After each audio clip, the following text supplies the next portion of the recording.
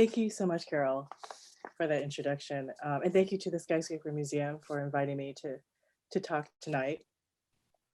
So my book, Building Brands, Corporations, and Modern Architecture, grew out of insights that I gained, as Carol mentioned, in well-known architecture firms, in contrast to practicing design in a branding studio. In the late 90s and early 2000s, I was fortunate enough to work for some important well-known architects as a young designer: Renzo Piano Building Workshop, Paycoff Frieden Partners, Raphael Vignoli, and Bob Stern, architecture practices that bred good design and built upon a signature design approach.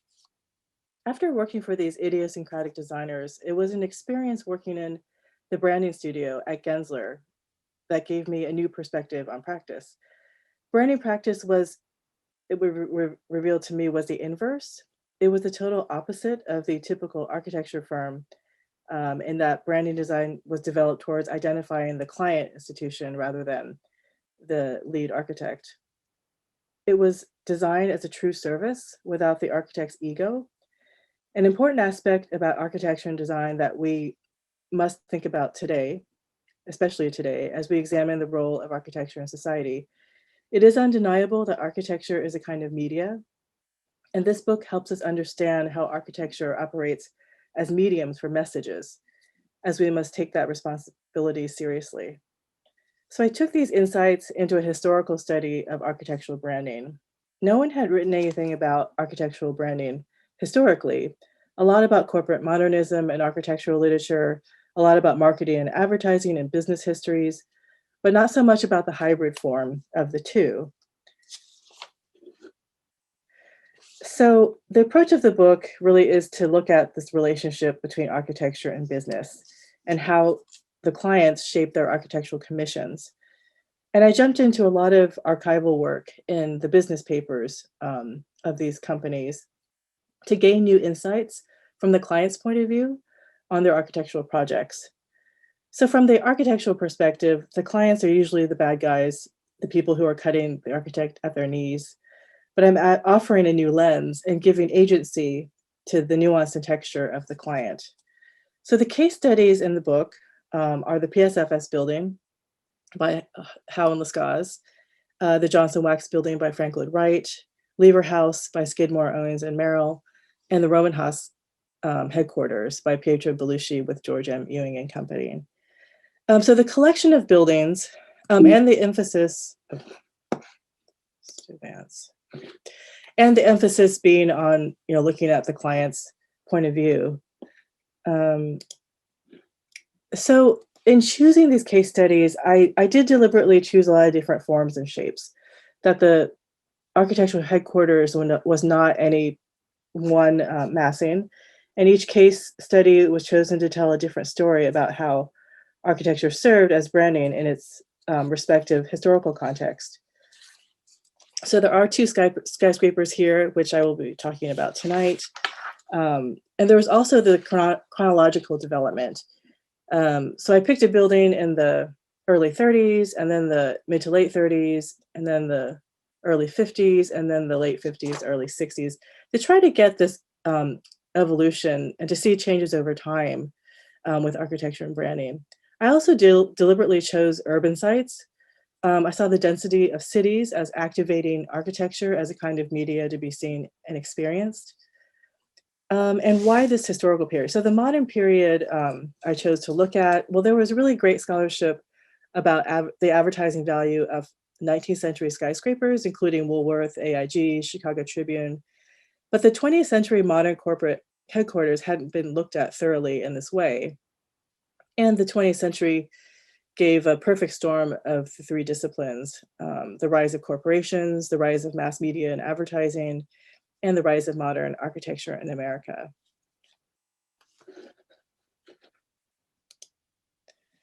And also why modern architecture and why corporate modernism in particular.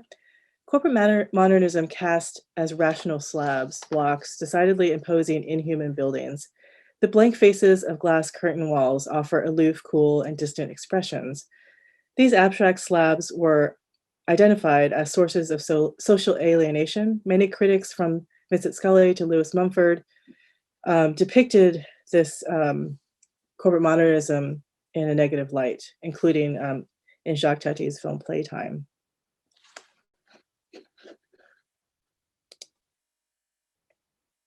But by interpreting these slabs as brands that connected with audiences, corporate modernism has a more human interpretation.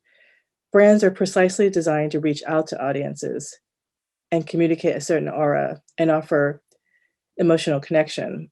So this book asks us to think about corporate modernism as a communication medium for the companies they represent. And as such, I offer a new narrative for corporate modernism. So the architectural branding strategies are sign, fame, form, and material. And these are strategies that were teased out of each of the case studies. So sign, with the PSFS building, it was the alphabetic expression on top of the building, the rooftop sign of the initials of the company was the most direct way to communicate with an audience, also the earliest case study. With fame, it was the fame of the architect, Frank Lloyd Wright, that charisma and celebrity that people are drawn to, and the distinctive design heightens the company's identity. With form and Lever House, the architectural form is so memorable that a sign isn't needed. And with the Röhm Haas headquarters, material becomes the strategy. And it's the material display of the company's product, plexiglass, that was integrated as building components to create a kind of de facto showroom for the company. So the branding strategies were mediums of expression, the thing that allowed an audience to connect with the companies, a sign, a person, alluring form, and tactile material. So instead of interpreting these buildings as imposing mute facades, I show how these buildings are instead inclusive, accessible, and relatable through their brand devices. So, okay. So tonight, as this talk is at the Skyscraper Museum, I'm going to be talking about the two skyscrapers, the PSFS Building and Lever House. Skyscrapers are a powerful form of media because of their vertical presence in cities in and amongst other buildings, offering great visibility. And modern design is no exception. So with the PSFS Building being the earliest case study, designed between 1929 and completed in 1932, and it acts as a kind of bridge between the 19th century and the 20th century for headquarters buildings. As a skyscraper, the PSFS building was an early mixed-use real estate venture with a bank, store, and offices, and was a radical departure from the saving fund's previous headquarters and branch banks. From the 1810s to 1920s, PSFS headquarters operated out of converted homes as well as neoclassical designs, the latter of which communicated a message of a strongbox to inspire a greater degree of confidence with protecting the precious savings of the working class.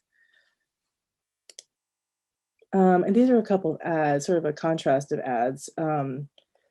So this, their message of the strongbox was reflected in this early ad on the left. It was an 1819 passbook cover, and the ad read, "To save is to earn," as well as "Economy secures independence." This was basically offering the message of thrift. The saving fund began with philanthropic intentions to encourage thrift and saving among the city's working class, with a very straightforward advertising about that purpose. But by the 1920s, advertising tone shifts. It's not just about objective mass communication, it's about persuasion and subjectivity, becoming personal and emotional. Advertising historian Roland Marchand called this scare copy. It was intended to get under your skin and sort of poke at one's insecurities. On the right is an advertising pamphlet with this very nostalgic illustration of someone sort of relief having a way to save their money. When it was built, the PSFS skyscraper was shockingly modern. It was a radical departure from the saving fund's previous buildings and a radical departure from the building context of Philadelphia. The earlier buildings had communicated a safe place to promote depositor confidence. The new skyscraper communicated more. As this ad reads, "The most modern is the oldest." The PSFS was the oldest saving fund in the US. And they took that as their advertising statement. A bold new future, expressing a bold new future, no longer expressing thrift, but instead glamour and consumerism through their abstract and exuberant language of modernism. Modern design also created a strong contrast against the context of Philadelphia. This was the epitome of competitive advantage, to create a design that rabble-roused and stood out from its neighbors. Within that modernity, the PSFS design represented varied expressions of modernism at a transitional time. Its widely understood label as an international style skyscraper is thanks to Hitchcock and Johnson, including a construction photo seen here on the left of the horizontally expressed North Tower in their international style exhibition. This and these other views of the PSFS Tower were urban, where their urban and monumental scale were shown, are particular vantage points from afar. They are not on-the-ground views that would be experienced by ordinary citizens. This was pointed out by architect Robert Venturi in Complexity and Contradiction, as he observed how the PSFS building's big sign sits on top of the building, yet it is invisible from below. In contrast, the experience of the building on the ground was wildly different from the street level, with the rented stores and integrated subway entrance that were part of the vibrant street life, where middle-class shoppers on Market Street ran their daily errands. So these are two sketches by Howe and Lescaze showing the curve of the bottom part of the building. The PSFS skyscraper is essentially two buildings composed together, one on the monumental city scale and one at the more human scale of the street. I see PSFS's modernism as more rich and varied than merely the international style.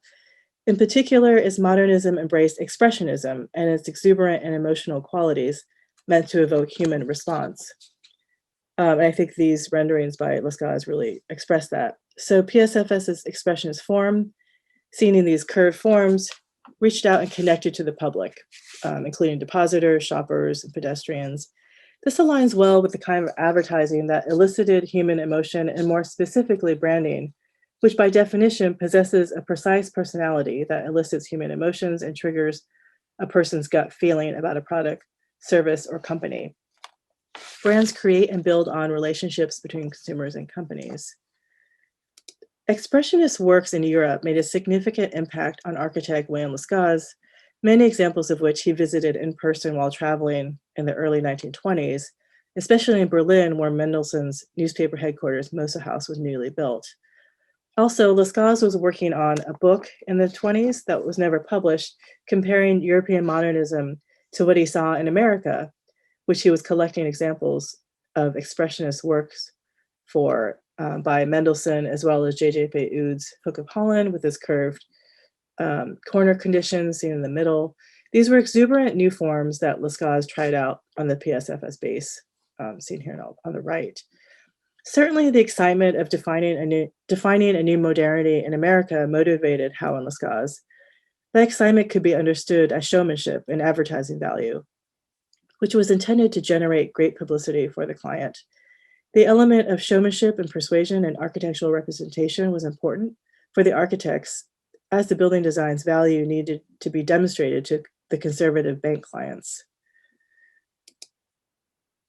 PSFS was a revenue-generating building. Most of the tower was rentable office space, with only a small percentage of the building occupied by PSFS, including the lofty second-floor banking hall, a few floors above it for offices, and the penthouse floor for the boardroom and executive spaces. With so much office space to rent out, the building needed to appeal to potential office clients. So while glamour was one selling point, it was the language of functionalism, an aspect of modern architecture that came up a lot in the architects' writings and papers on the project, that drove the advertising and promotion for the company. So this campaign, Nothing More Modern, was marketed with direct advertising. You can see the postcard to get the full brochure here. So the PSFS commissioned a booklet from graphic design firm in Philadelphia, Gray and Rogers. And they designed the brochure based on the modern forms of the building. And this visual modernism in graphic design was combined with the advantage of the building. Okay. And on the left is another graphic image by Gray and Rogers for the brochure. And on the right is a newspaper ad that came out in the Public Ledger, the main newspaper of Philadelphia at the time. So we see this very functional, straightforward, and this is basically the way they sold the building to the conservative bank clients, that very spare, sort of seemingly inexpensive sort of functionalism that you see here in these graphics. And even in the ad, you see this language of modernity about economy, paying less per square foot. You could rent less square footage because of daylighting, that the daylighting would give you more light spaces. There was air conditioning, something very efficient that would cause you to be more efficient in your work. And you can save time with the central location and these modern amenities like high-speed elevators, garage facilities for commuters. So this abstraction of modern form was spun into pecuniary terms for business clients. Another aspect of the branding in the building were the interiors. Howe and Lescaze approached the whole design as a synthesis from the skyscraper to the coat hook and all the different design disciplines in between. It aligned with branding and the effects of persuading the occupant. The comprehensiveness or synthesis of design from the architecture to the interior furnitures, accessories, wayfinding, and signage amounted to another level of occupant engagement that we can understand as spatial branding. And these are all different levels of design throughout the building. In his struggle to define modern architecture, William Lescaze developed a theory of entity, which was a form of Gesamtkunstwerk, or total work of art, explored in the early 20th century. Modern design, Lescaze wrote, needed to be a totality with strong visual impact. Walls, floors, ceiling, furniture were all part of that entity. These are two works in the years before he designed PSFS, when he was still on his own, and interiors, where you really see that idea of entity being explored. I do think this is adapted from the Bauhaus approach, and with modern architecture related to the allied disciplines of design. And we can see in these sketches how the idea of entity has been applied. These are all interiors in the PSFS building. On the left is the escalator lobby that goes up to the second floor banking hall. The upper right is the banking hall, and the lower right is the elevator lobby on the other side of the building. So these entities affected the occupant as they move through the spaces. And it's kind of holistic design that's impactful, a form of architecture branding that elicits a person's gut feeling about the company, which built relationships between consumers, the depositors, and PSFS. All right, so this is a comparative slide. So on the left, so Howe and Lescaze were not commissioned to design all the office interiors that were going to be rented out. They were kind of left neutral, and that's an image of the offices on the left. It's kind of somewhat generic office space interior, as compared to the banking hall, which they completely did the whole interior design for. And you can see that difference of it being sort of designed with this synthetic treatment versus not. So inside and out, the PSFS building was an architectural brand that connected with viewers and occupants through its expressionist forms, and in the interior spaces with a modern Gesamtkunstwerk. The unique and exuberant modernism was extended to the neon rooftop sign design. Of all the 4 case studies, the PSFS sign offers the medium of letters as branding strategy.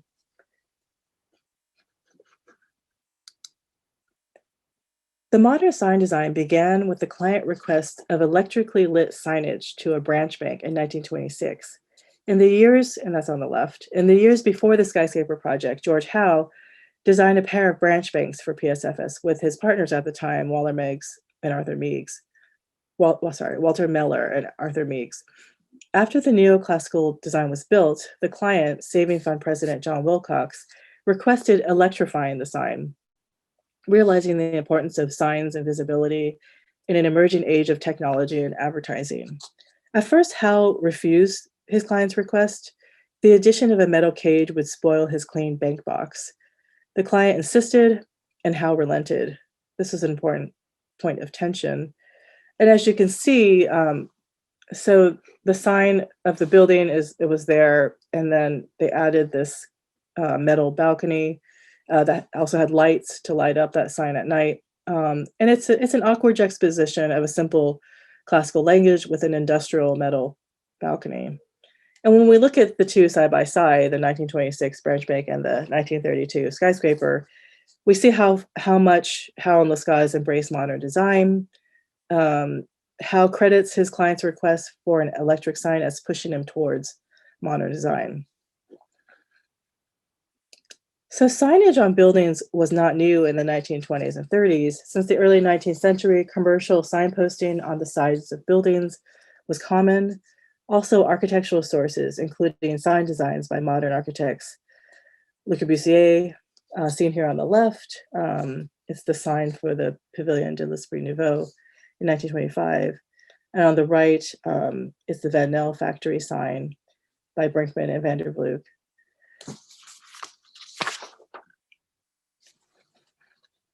And these are sketches that Howe and Lescaze did for studies of how the sign would be designed. And they show evidence of considering both approaches, commercial and modern architectural approaches. And we see on the far left, they're using the blank side of the building, like a commercial approach.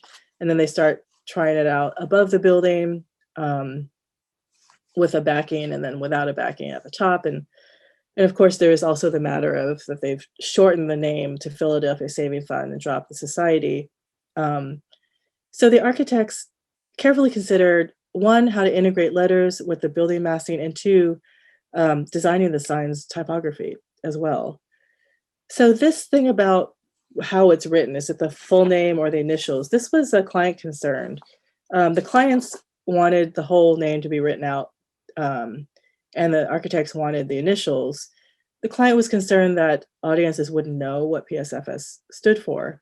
And at a meeting, a vice president of the construction company asked the client, Wilcox, if he had seen a large electric sign reading PON, the initials PON, that was visible from the Pennsylvania Railroad as it neared Newark, New Jersey. Wilcox had, and he had wondered about the meaning of PON. It actually means Pride of Newark. It was a part of the name for a local beer. But this added experience of initials helped nudge him towards accepting an initial sign. It would pique interest and make people think, and this was an asset with branding. So that construction vice president at the meeting was enthusiastic in supporting an initial sign, saying, let's make people curious about PSFS. But more to that story, in 1932, when the building was coming to completion, the building committee held a special meeting in which two full-scale letter samples were reviewed. So one was at the larger size of the PSFS initials, and the other was at the smaller size of the full name version. The client rented a hotel room on a high floor several miles away to judge the visibility of the full-scale mock-up letters atop the nearly finished skyscraper. The simple sans serif typeface for the initialed version had an 18-inch stroke and was hoisted into place and tested. It proved extremely legible. Next, the smaller size letter of the full name option was positioned. It proved illegible. So the letter experiment clinched the use of initials on the building.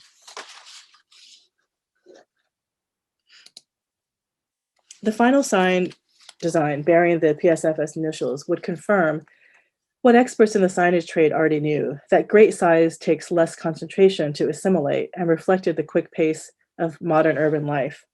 Ultimately, the sign would be placed above the building and angled squarely northeast at the Benjamin Franklin Bridge, providing maximum visibility. The four large letters greeted commuters as they approached downtown Philadelphia. According to a 1931 study of the Delaware River Joint Commission, 62,126 people crossed the bridge daily from Camden, New Jersey to Philadelphia, which was really high exposure for PSFS. And many of them would be traveling at 45 to 55 miles per hour, and only had a few seconds to read. So the four-letter presentation was ideal. So the sign, the initials were the first time that the company was referred to in this abbreviated form. So sign as a communication medium is unmistakably direct. There's no interpretation of abstract form needed. In comparison to imposing slabs, the critique of corporate modernism, letters were incredibly accessible.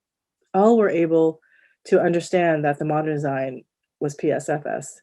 The signs sans serif typeface spoke volumes to how the company projected itself through modernity and the future and not the past, connecting to their stakeholders and the public with a message of a future-looking company. It was no longer the image of the bank as a strongbox in classical language. Now it's a clean, rational, modern image that PSFS put forth through the medium of architecture and design. So I'm going to move to Lever House, which is the fourth chapter of the book, and a shift to New York City and the economic growth in the post-World War II era. So there has been a lot of study on this 24-story slab skyscraper by SOM, and my take on it adds something new as I examine how the modern design expanded the client's brand. So by the 1940s, New York City had become the world's financial capital with 135 of the nation's 500 largest industrial companies headquartered in Manhattan, including Standard Oil, General Electric, US Steel, Union Carbide, IBM, and RCA, and adding to that list, the American headquarters of Lever Brothers. Manhattan at the time was dubbed Headquarters City. European modern architecture was rarely seen in New York at the time. Notable exceptions include the New School for Social Research by Joseph Urban in 1931 and the Museum of Modern Art designed by Philip Goodwin and Edward Durrell Stone in 1939. Instead, Art Deco and streamlined modern works were more prevalent at the time, with Rockefeller Center, McGraw-Hill, the Chrysler Building, and the Empire State all in the 30s reaching new heights. Lever House's modernism would bring a striking new presence to the city, specifically Park Avenue in Midtown, which at the time was lined with what Nathaniel Owens called nearly authentic Renaissance palaces, residential buildings designed by John Russell Pope, Bertram Goodhue, and McKim in White. In the post-war moment, the emerging trend of corporations, institutions, and families was to move to the suburbs. But the US headquarters of Lever Brothers decided instead to relocate from Cambridge, Massachusetts to New York City. They were interested in benefiting from what journalist and activist Jane Jacobs called spontaneous face-to-face interactions, the shared martini, the subtle sizing up. She emphasized urban interactions as the chance to bring the full weight of personality to bear. Staying in the city for Lever's new American headquarters would bring invaluable social connections that would be good for business. For the British soap company, Lever Brothers, their soap business was all about marketing and advertising. William Lever, head of Lever Brothers, maintained that while his best-selling Sunlight soap was a solid product, it was comparable to other soap products on the market at the time. The company had to compete with other soaps through advertising. What made Sunlight unique was not the soap itself, but its trademark and marketing and packaging. In 1909, William Lever wrote, "We want to have a hypnotic effect with soap. The whole object of advertising is to build a halo around the article." So these two Lever Brothers ads show this persuasive tone. As early as the 1920s and 30s, advertising transcended their essential economic function and achieved personal and subjective qualities. And as the economy worsened, ad copy would become more aggressive. On the left, women afraid of looking older would be, challenged by this. Why does a woman look older sooner than a man?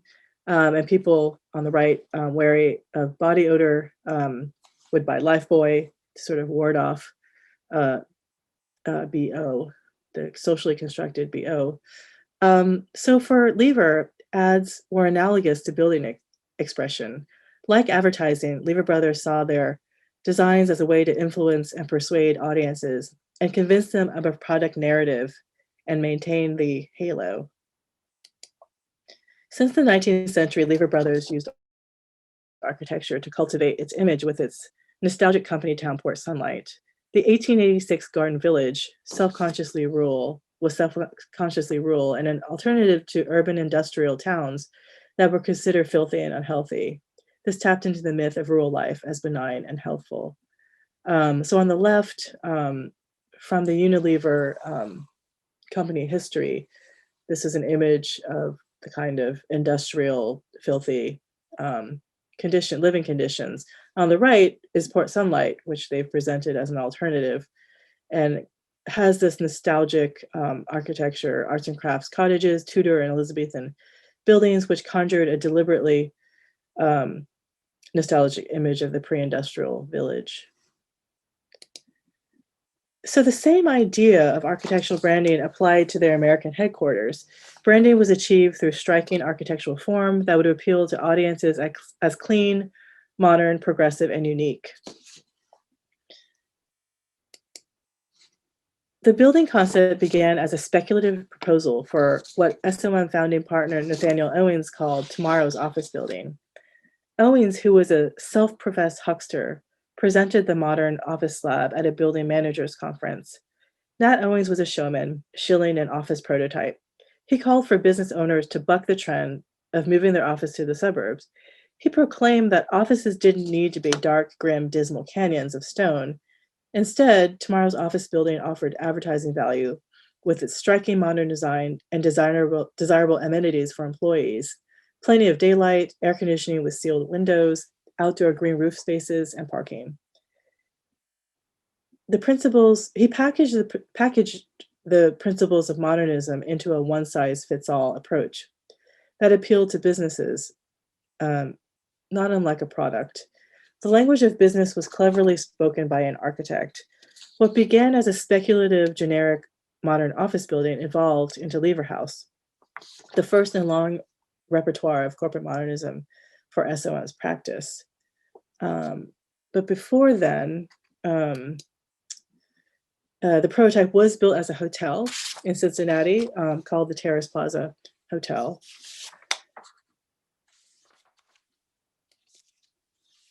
Here's Park Avenue, looking north with Lever House on the left, the second building from the left. As Lever Brothers began their building project, they deliberated between Chicago and New York as where to move their Cambridge, Massachusetts headquarters, which was performing poorly. The final decision to relocate to New York was based on the proximity to advertising firms. Lever Brothers' reorganization had left it with a deficit in its marketing department. The president of U.S. operations, Charles Luckman, who had been trained as an architect, needed to recruit employees with experience in sales, advertising, and merchandising, a task best accomplished in New York, where ad men were in large supply. SOM was offered the job, their first office building commission, which they eagerly accepted. They had been turned down previously for 3 other office building commissions.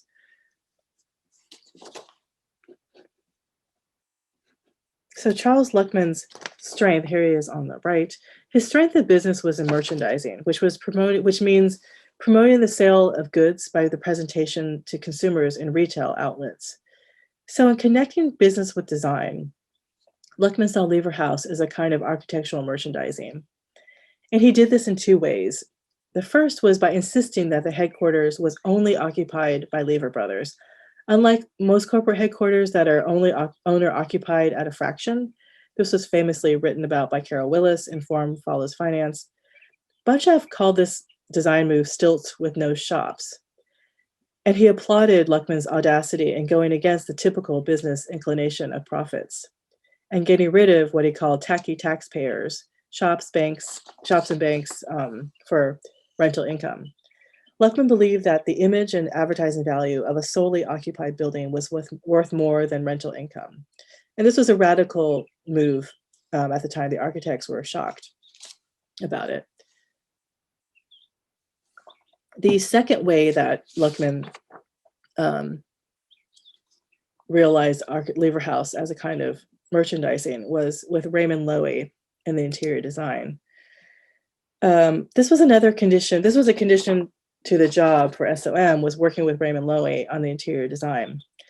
Loewy was Bunshaft's former employer, who he had very little respect for. He looked down on him as a superficial decorator, but Loewy had the client's respect. Raymond Loewy, the self-proclaimed father of industrial design, possessed the unique skill of designing for commercial appeal.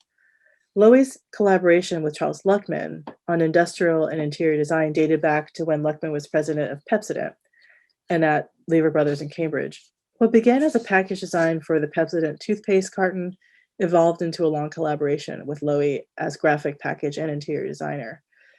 Loewy's Maya approach, which stands for most advanced yet acceptable, was described by Luckman as keeping one eye on the imagination and one on the cash register. Loewy's designs were clean and what he called streamlined. Loewy's designs for Lever House, here's a couple of examples. So with William Snaith and Andrew Geller leading Loewy's interior design department, color was used as branding strategy. Their thorough consumer research studies had taught them that color was a sales stimulant. They established a custom all-over background color, which was aptly named Lever House Beige.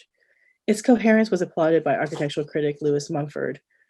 The grayish beige color was used for all stock furniture in the general spaces, Venetian blinds, and acoustical ceilings. Even the elevator operators wore Lever House Beige. So this color was chosen for a few reasons. It neutralized the cold tone of the light emitted by the blue-green glass windows. It enabled the interiors to be read as a uniform tone from the outside. It created less glare and reflection. It soothed the employees' eyes. It was an example of user-focused design and was in stark contrast to the formal modernist language of the architectural approach by SOM. As such, interior design took a more down-to-earth role. So against the neutral Lever House Beige, Loewy specified 31 vibrant and contrasting colors throughout the building. He skillfully deployed these colors to give identity to each of the brands housed in the Lever Brothers headquarters, including Lux Soap, Lifebuoy, Breeze, Pepsodent, Harriet Hubbard Ayer Cosmetics, and Good Luck Margarine. The color schemes of each product brand and their packaging correlated with those of the interior design.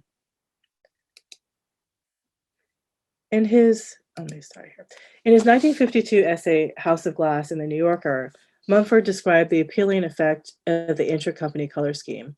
Each floor has its own color scheme from brisk yellows and delicate hues to a combination on the floor devoted to the firm's cosmetics of boudoir pink and eyeshadow lavender.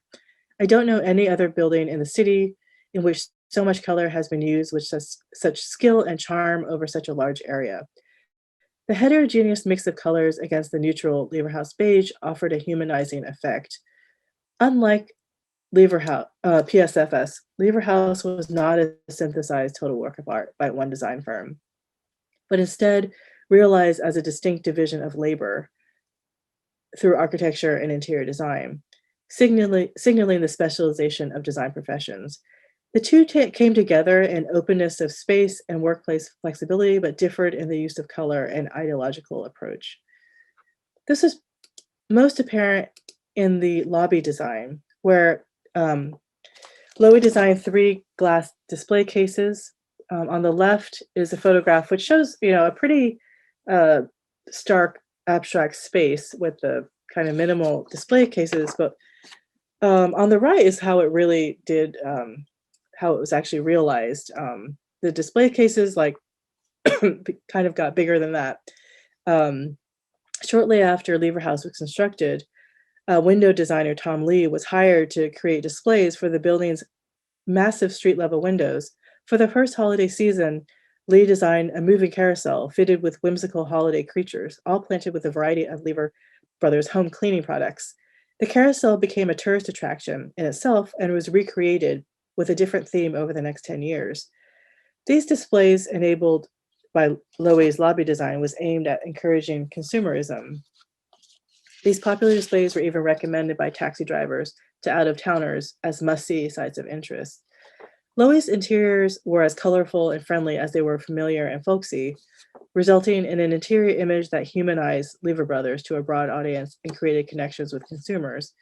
At the same time, they diverged wildly from the abstract modernism of SOM's design, in which modern design communicated cleanliness and progressiveness. It was a symbiotic relationship where the exteriors restrained and the interiors divulged. The element of modernist control of the total work of art that we've seen from most of Frank Lloyd Wright's projects to Mies Farnsworth House was loosened in the Lever House design. Similar to the history of PSFS, there is a point of tension between commercial practices and modern architecture. Collisions between SOM and Loewy reveal the complexities and realities of collaboration. So back to SOM, Hitchcock called SOM's work an architecture of bureaucracy, fusing modern architecture and modern organizational methods.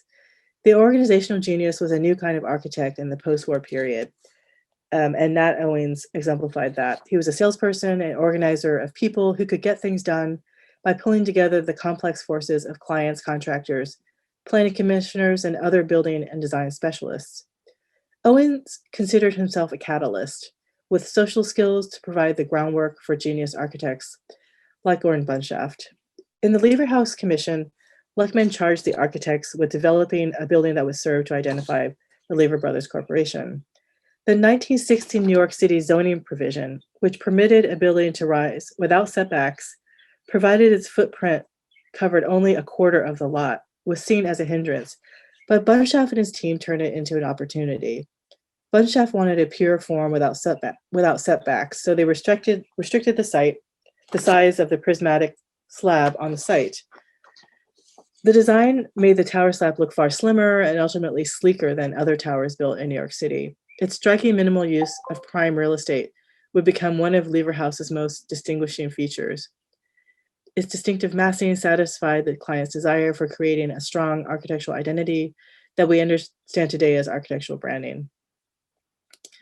The most innovative aspect of the vertical slab was its orientation, which was perpendicular to Park Avenue. Its massing was comprised of two forms, a horizontal slab floating above the ground level and a vertical slab, both clad in a novel blue-green glass curtain wall. Buildings on Park Avenue maintained a consistent street frontage, and Lever House's perpendicular vertical slab broke that frontage, achieving greater visibility and prominence. So at first, and this is a view, actually it's from Jane Jacobs' article in Architectural Forum in 1957, it actually has Seagram's in it also, but showing, and Lever on the left, showing those gaps in that sort of canyon-like view down Park Avenue. Lever Brothers executives were at first perplexed by the forward-looking architecture that was unveiled to them. Luckman argued that although the building only used a fraction of the buildable space, it was in fact utilizing the airspace around the building to its full effect by drawing valuable attention to the sleek lines of the glass and steel structure. The argument Luckman felt was the most compelling was conveyed in the language of economic profit. He wrote in his autobiography, "I brought to the meeting only a single sheet of paper on which there were 3 columns of figures. The first column showed the amount of income from stores, shops, and banks at the ground level. The second showed how relatively little profit after taxes we would make from those shops, stores, and banks. And the third showed the cost of a page of advertising in various magazines and newspapers." He was alluding to the fact that the building would serve as advertising, making the high cost of paying for traditional advertising unnecessary. His point was clear. The path towards higher profits was not real estate, but architecture as advertising. Luckman told his board of directors, "If you let me do what I want, I will get millions and millions of dollars of free advertising for Lever Brothers around the world." The discussion went on for 7 hours and ended in unanimous acceptance of the design. J.E. Drew, Lever Brothers' head of public relations at the time, boasted that everyone knows his Lever House because of the distinctiveness of design. It was worth $4 million of free advertising. And on the left is an ad that Lever Brothers put out upon the opening of Lever House. That blue-green glass building is Lever, And on the right, a few months later, was this response of an ad from Gimbels, sort of responding to the all-glass facade with curtains, about how the windows needed to be covered with curtains. So it turns out Lever House didn't need a sign, that the building forms itself served as an identifying sign. So the two chapters I spoke about today, PSFS and Lever House, teases out some fascinating points about architectural branding. Although both were modern skyscrapers, they had similar and different strategies of architectural branding. PSFS's expressionist form synthesized total work of art inside and out, and the rooftop sign served as architectural branding. Lever House's striking form identified a completely owner-occupied building and was the result of collaboration between two very different approaches of design, modernist and commercial. Both have points of tension and resolve between client and designers, and both comprise a new lens of building as brands to study corporate modernism. So architecture provides an experience of branding that is unmatched by traditional two-dimensional strategies, with compelling form and space, cohesive design, user-focused processes, as well as the architect as spokesperson and materials display that are discussed in the chapters of Johnson Wax and Röhm Haas. And they're incredibly persuasive to building occupants and the public. My book offers a new perspective of corporate modernism through the lens of branding, which cultivates an accessible, clear vocabulary for a broad audience. Instead of the modern narrative of rationality, I show these buildings as appealing to human emotion. At the same time, I see architectural branding as a cautionary tale that while architecture is a powerful tool, it must be calibrated to bring more than just the bottom line to society. Modernism's social aspiration was to elevate society through mass-produced good design. This was communicated through modern forms and ideals. Here in these case studies and in this book, we see a more complicated and rich modernism that communicated messages to audiences. Thank you. That was a fantastic presentation. Thank you so much for focusing on two skyscrapers, two beloved skyscrapers to me, and I'm very persuaded by the assigning of sign versus form in your interpretation. I actually did not realize that Lever House was the first office building commission that SOM had. And I find that rather startling, in fact. And I think that I should have known it before. It raises a question in my mind, though, about an alternative example. About the same time, I guess you can fill in the details, but Inland Steel in Chicago, which is famously an SOM early corporate modernist masterpiece, really. Mm-hmm. Could you counterpose the Lever House project and Inland Steel?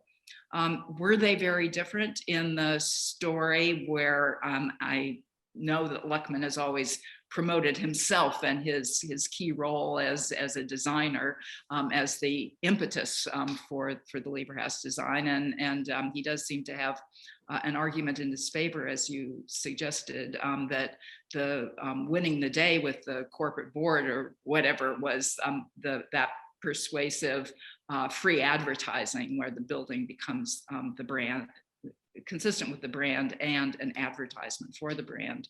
Yeah, that's a really great question. So yeah, because Inland Steel actually uses the product of the company on the building. And actually the last case study, Röhm Haas, is the one about material, and they're using plexiglass, which is their product. So it's interesting that Inland Steel is probably an early example of that. But yeah, I mean, SOM is such a fascinating example because they have, they basically have this corporate modernism prototype that they then sort of customize to each project. And with Inland Steel, yeah, it's a really great example of customization, that even though, sometimes people think that they're, a bit like mass produced, but, architecture can't really be mass produced, because every site is different and all the conditions are different. There's a different team on every project. I'm not sure if I'm answering your question.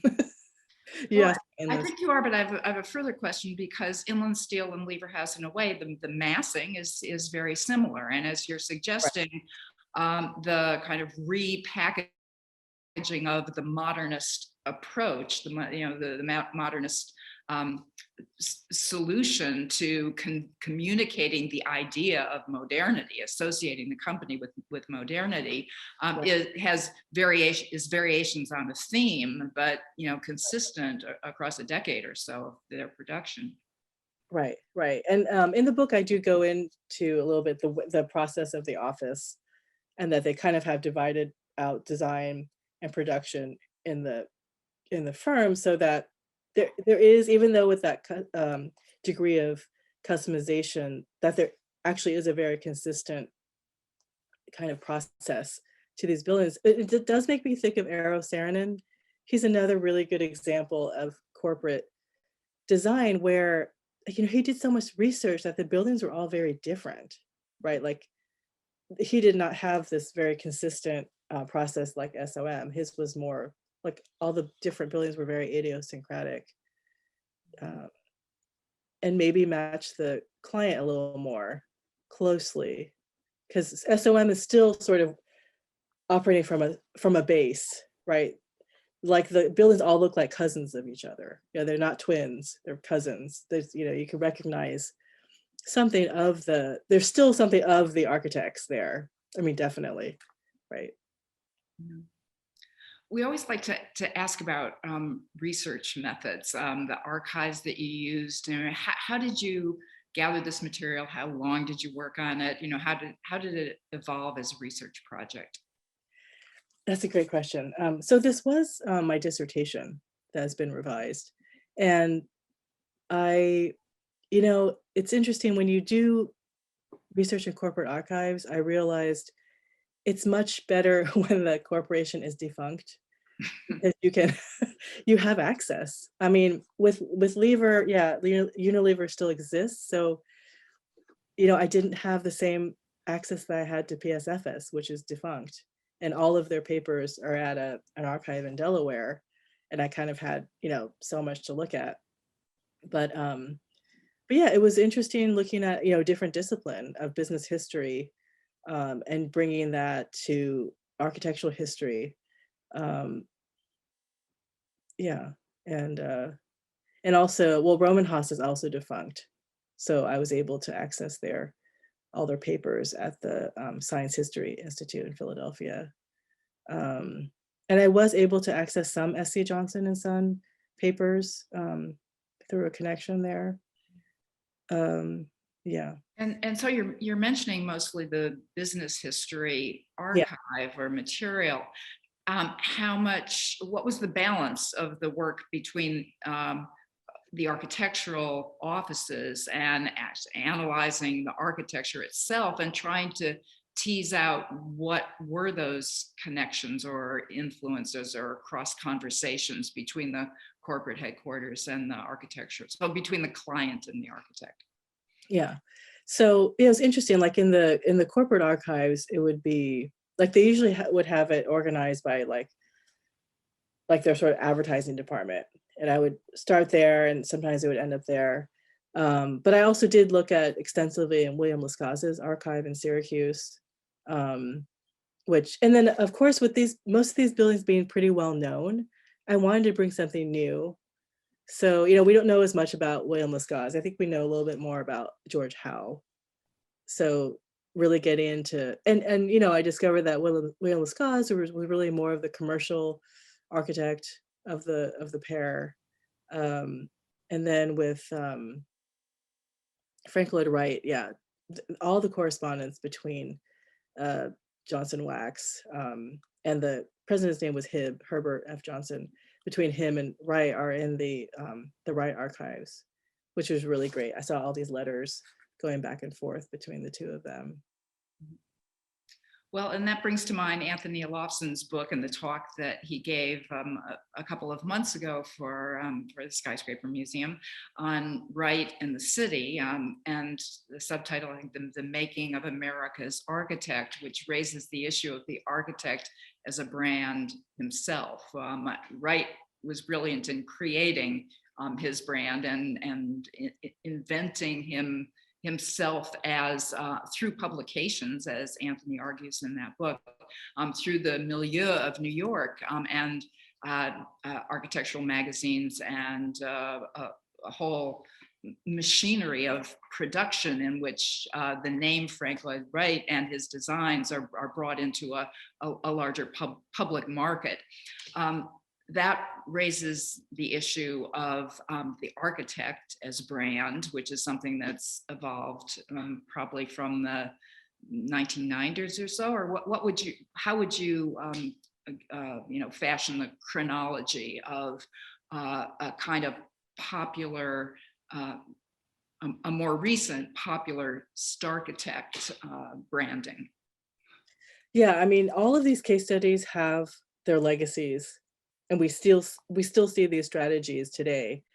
With the starchitect, in the book I trace it back to the Nicholas Orusoff article in the New York Times, where he sort of coins the word starchitect. And it was, interesting to look at a historical example of that. And I think that's actually been tamped down in the last decade, right?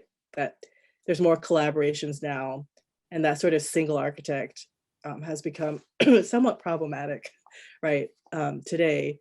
But looking back at history and looking at Frank Lloyd Wright as this early starchitect was really interesting. I mean, not only was his personality, outsized, he would even write about his projects. And maybe this links it with Anthony Olofson's book. Like when the Johnson Wax building was built, there was all this ad copy that was so superlative and so sort of called attention to itself, like the windows go round and round, room with no windows, no traditional windows, right? Golf tee columns. He really spoke in sound bites that were so easy to just put on a headline of a newspaper. Yeah, but along with that, his design was so, idiosyncratic and really fully his. And then of course he did the total work of art with his buildings, where the furniture and the interiors and the architecture were all very cohesive. It could really, really tied into branding. Mm-hmm. Well, by way of concluding, since we're a little over our hour's time, I wonder if where you're taking this study now, is there another volume of this topic, or where do your research and writing interests fall now? So I am starting some new work, and so the historical chronology is sort of continuing. So I'm kind of looking at 60s and 70s. Yeah, I'm doing some research this summer. I'm going back to the archive in Delaware, which is a business history archive, sort of to look through there. But definitely the period of the 60s and 70s where we're moving into the sort of learning from Las Vegas era, where sort of the media becomes very prominent, and that sort of flatness of signage is coming back up. I do think it's fascinating, this linkage of signage from this earlier example of PSFS, but then when you jump all the way to the 60s and 70s and 80s, right, it comes out again. So that's where I'm starting. Mm-hmm. I'll see where I get with that.